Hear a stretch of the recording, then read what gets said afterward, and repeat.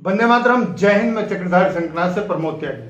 अगर किसी को सच सुनना पसंद नहीं है तो कृपया करके उनके लिए हमारी ये वीडियो नहीं है। आज हम आपको ऐसी दर्दनाक घटना की जानकारी देने जा रहे हैं जिसे सुनकर इंसानियत शर्मसार हो जाए। पूना से 14 वर्ष की लड़की चंडीगढ़ पहुंची। उस लड़की की मजबूरी का फायदा उठाकर मदद के नाम पर 13 लोगों ने किया उसके साथ दुष्कर्म। दुष्यंत चौटाला ने राकेश टिकैत और कांग्रेस पार्टी के ऊपर आरोप लगाया है। रानी बेबी मौर्य अब नहीं रहेंगी उत्तराखंड की राज्यपाल।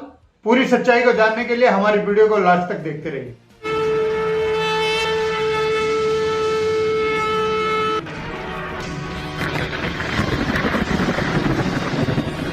पुणे से चंडीगढ़ पहुंची 14 वर्षीय लड़की के साथ हुआ दुष्कर्म। जिससे भी उस लड़की ने मदद मांगी उसी ने उसके साथ में घिनौना काम किया।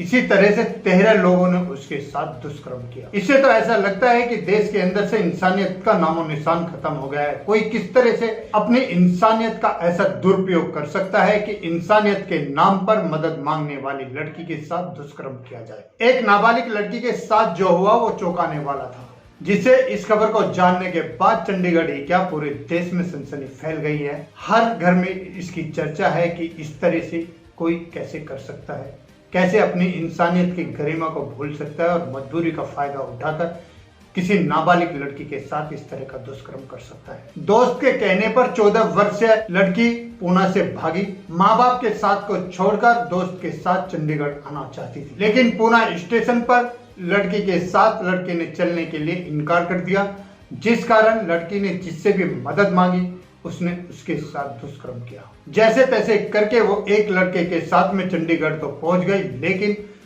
चंडीगढ़ पहुंचने के बाद उसकी हालत गंभीरताजनक बताई गई थी। मंगलवार को यह लड़की चंडीगढ़ रेलवे स्टेशन पर आरपीएफ की नजर में आई और उन्होंने उसे देखते के साथ ही जवानों को उन पर शक हुआ और वो करीब आए और उन्होंने उनसे पूछताछ करनी शुरू कर दी। जब पुलिस को इस तरह का शक हुआ तो उन्होंने हेल्पलाइन नंबर 1098 को फोन किया।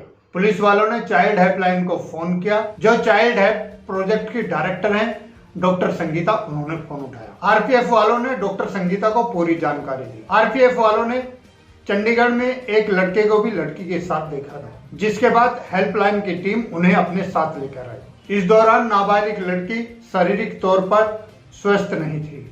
टीम ने जब लड़की के साथ बातचीत की तो सभी के होश उड़ गए। पीड़िता की हालत देखते हुए उसका मेडिकल कराया गया, जिसमें उसके साथ दुष्कर्म होने की पुष्टि साफ साफ सामने आ गई। उस काउंसलिंग के दौरान लड़की ने टीम को बताया उसके साथ 13 लोगों ने दुष्कर्म किया है। उसने जिस से भी मदद मांगी, मदद के नाम पर उसे भैला फुसलाकर उसके साथ में दुष्कर्म किया गया और इस तरह की भयानक घटना को अंजाम दिया गया। लड़की का कहना है कि कुछ लोगों ने तो जान से मारने की धमकी भी दी थी और सभी ने बारी बारी से उसे अपनी हवस का शिकार बनाया। डॉक्टर संगीता ने बताया कि वह दोस्त के साथ रेलवे स्टेशन आई थी, लेकिन दोस्त ने आधे रास्ते में ही उसका साथ छोड़ दिया और उसके बाद वह जिससे भी मदद मांगती थी वह मदद के नाम पर उसके साथ में दुर्व्यवहार करता था और उसके साथ दुष्कर्म करता था। इस तरह से मुंह काला करते हुए इस 14 वर्ष की लड़की के साथ 13 लोगों ने दुष्कर्म किया और अपनी हैवानियत का परिचय दिया।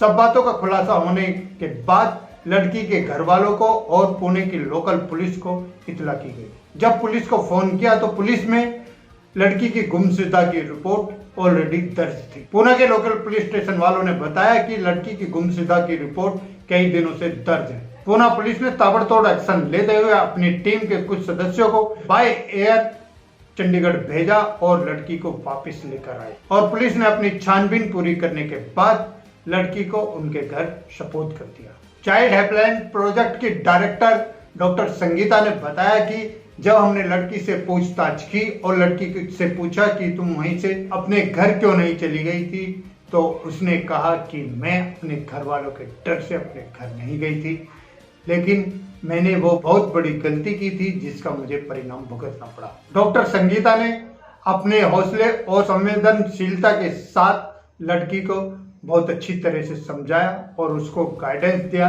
कि उसे अपने घर जाना चाहिए। उसके बाद ही डॉक्टर संगीता ने लोकल पुलिस को बुलाकर पुलिस वालों के द्वारा लोकल पुलिस स्टेशन में फोन करवाया और उनके घर के परिजनों को फोन करवाया। डॉक्टर संगीता ने कहा कि हम अपना कर्म करते रहेंगे, लेकिन इस तरह के शैतानों को जो इंसानियत के नाम पर इंसान बनने की कोशिश करते हैं और हैवानियत करते हैं, ऐसे हैवानों को सरकार को सजा देनी चाहिए।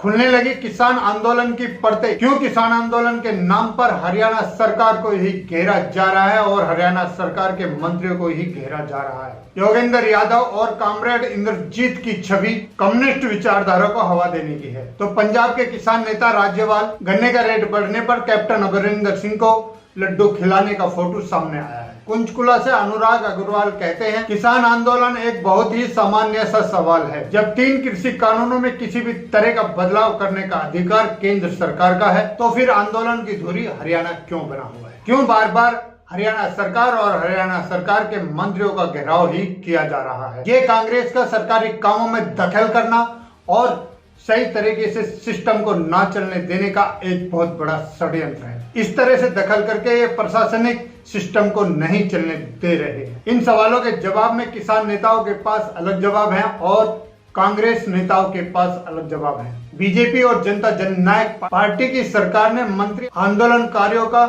मंसूबों पर अलग ही सवाल उठा दिया है। उन्होंने कहा है कि बात बात में हरियाणा सरकार को छोटा भाई कहकर पंजाब सरकार क्यों दबा रही है। अमरिंदर सिंह पंजाब के मुख्यमंत्री पर पिछले दिनों इसी मुद्दे पर जमकर बहस हुई थी, जिसमें मनोहर लाल खट्टर ने पंजाब के मुख्यमंत्री को बहुत कुछ कहा सुना था। कई ऐसी बातें सामने आई थी जिनके आधार पर इस पूरे आंदोलन को कांग्रेस जनहित आंदोलन कहा जाए तो कोई हर्ज नहीं होगा। उनका कहना था कि कांग्रेस बाहर से पैसा मंगाकर इन फर्जी किसानों को पाल रही है और देश के अंदर आग बालना चाहती है, पर आज की जनता बहुत समझदार है, वो इनके बहकावे में नहीं आ रही, जिससे देश में चारों तरफ शांति बनी हुई है। लेकिन ये फर्जी किसान आंदोलन अपनी जिद पर ही अड़ा हुआ है, क्योंकि ये कांग्रेस के इशारों पर चलता है। उन्होंने कहा कि हम अपना काम कर रहे हैं और करते रहेंगे, चाहे कांग्रेस पार्टी और ये फर्जी किसान आंदोलन कितने भी रोड़े अटकाते रहे,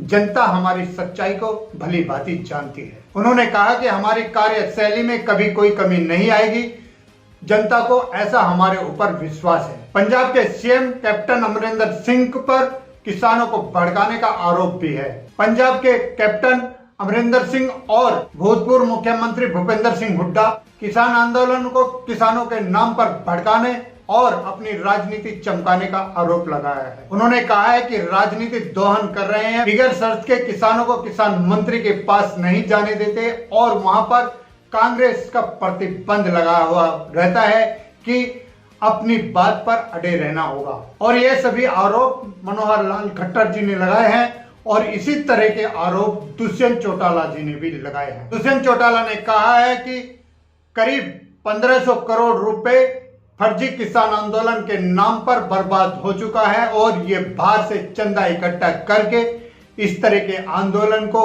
हवा दे रहे हैं। अगर ये किसान के सच्चे हितैषी होते तो ये 1500 करोड़ रुपया अगर किसानों में बांट दिया जाता तो शायद किसान इनकी वाहवाही करते और किसान भी समझते कि ये किसानों के हक की बात कर रहे हैं। उस पैसे से जहां जहां आंदोलन हुए वहां पर दारू उड़ाई गई, मुजरे कराए गए और अन्य कई तरह की ऐसी घटनाओं को अंजाम दिया गया जो सामाजिक तौर पर निंदनीय है। दुष्यंत चौटाला ने कहा है कि किसानों के नाम पर इस पैसे का दुरुपयोग किया गया है और ये देश के लिए बड़ी शर्म की बात है। कांग्रेस पार्टी को ऐसे दुर्व्यवहार पर शर्म आनी चाहिए। आखिर वो इसी देश के ऊपर राजनीति करना चाहती है और इसी देश के टुकड़े और इसी देश को बर्बाद करना चाहती है।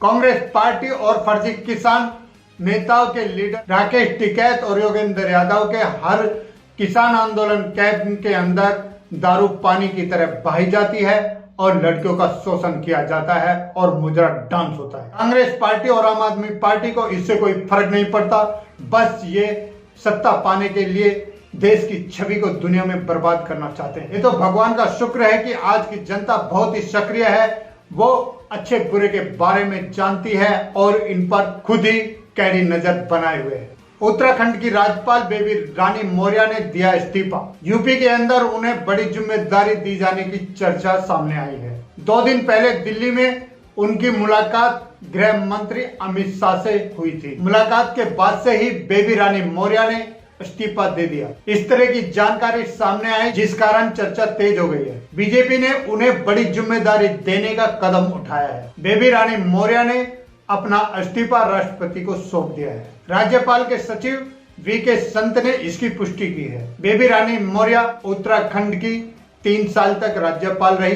पिछले 26 अगस्त तक उन्होंने राज्यपाल का कारोबार संभाल के रखा। इन 3 सालों में उन्होंने अपने काम को बहुत अच्छी तरह से अंजाम दिया। सुना है कि बीजेपी में उत्तर प्रदेश के अंदर उन्हें बड़ी जिम्मेदारी देने का फैसला किया है। इसी के साथ देश की सच्चाई के लिए, देश के लिए जीना, देश के लिए मरना। अगर आपको यह हमारी वीडियो अच्छी लगी हो तो लाइक करें, शेयर करें, कमेंट करें, सब्सक्राइब करें और बेल आइकन जरूर दबाएं।